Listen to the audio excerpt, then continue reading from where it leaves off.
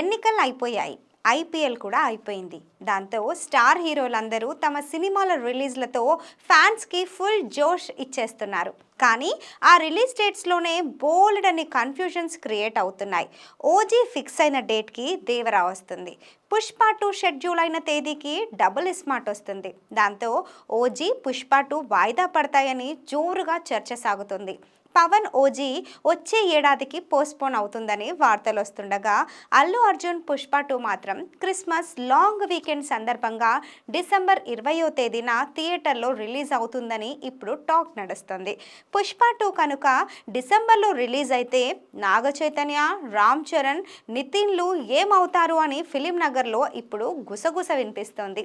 నాగ Chaitanya Thandel, Nithiin Robin Hood, Ram Charan game changer సినిమాలు డిసెంబర్కే schedule అయి ఉన్నాయి.